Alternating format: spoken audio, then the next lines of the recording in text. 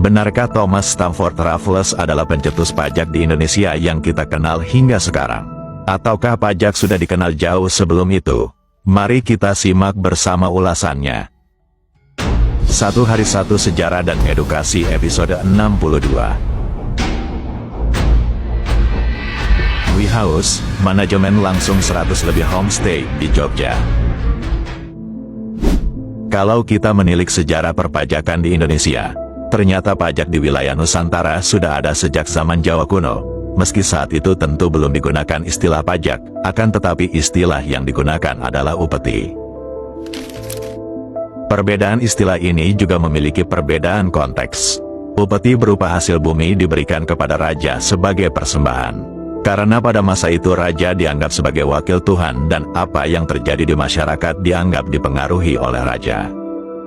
Sebagai timbal baliknya, kelompok rakyat yang membayar upeti akan mendapat jaminan dan ketertiban dari raja.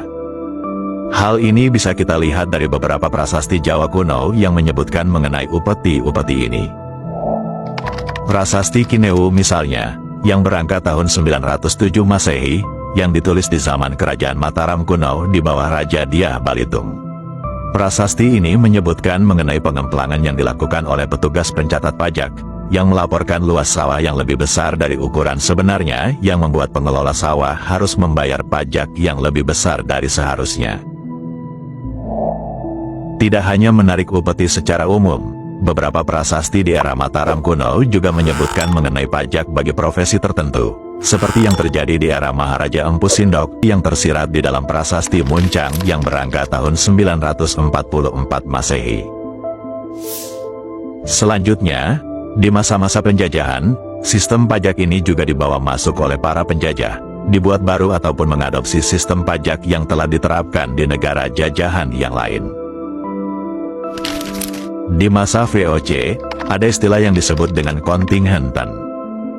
Kontingenten adalah pemberlakuan kewajiban kepada rakyat untuk membayar pajak berupa hasil bumi sesuai dengan besaran yang ditentukan oleh VOC, dan tanpa adanya imbal balik ataupun ganti rugi. Kebijakan ini kemudian dihapuskan oleh Thomas Stamford Raffles. Ia mengganti kebijakan ini dengan kebijakan pajak baru yang disebut dengan Landrensstelsel, yang meniru sistem pengenaan pajak di Bengali, India. Landrensstelsel adalah sistem sewa tanah, dengan menganggap bahwa semua tanah di wilayah Hindia Belanda adalah milik pemerintah Inggris.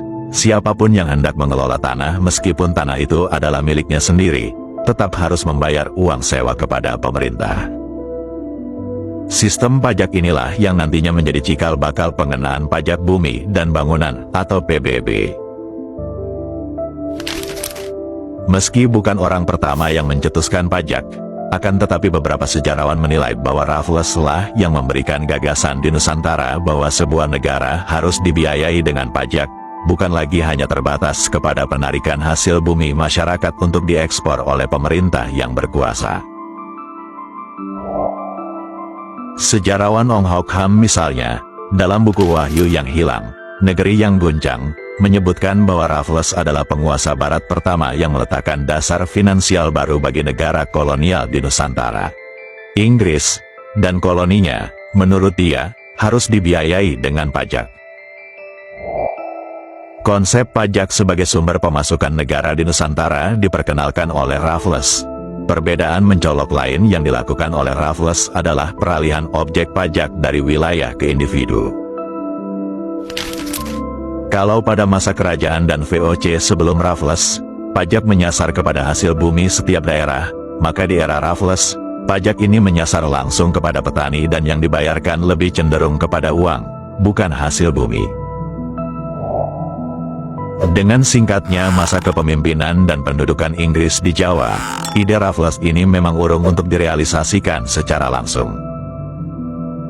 Pada masa-masa setelah itu, pemerintah kolonial selanjutnya lebih berfokus pada hasil bumi dan ekspor, seperti tanam paksanya Van den Bosch pada 1830, sebelum nantinya di masa modern, pasca dihapuskannya tanam paksa, barulah pemerintah kolonial Belanda memperkenalkan berbagai macam sistem perpajakan modern seperti pajak perorangan, pajak usaha, pajak tanah, dan lainnya. Jadi apakah Raffles adalah pencetus pajak di Indonesia? Silakan teman-teman jawab sendiri. Sebelum kita tutup, ada tebak-tebakan nih. Ada seorang sosok di Indonesia yang disebut sebagai Bapak Pajak Indonesia. Siapakah beliau?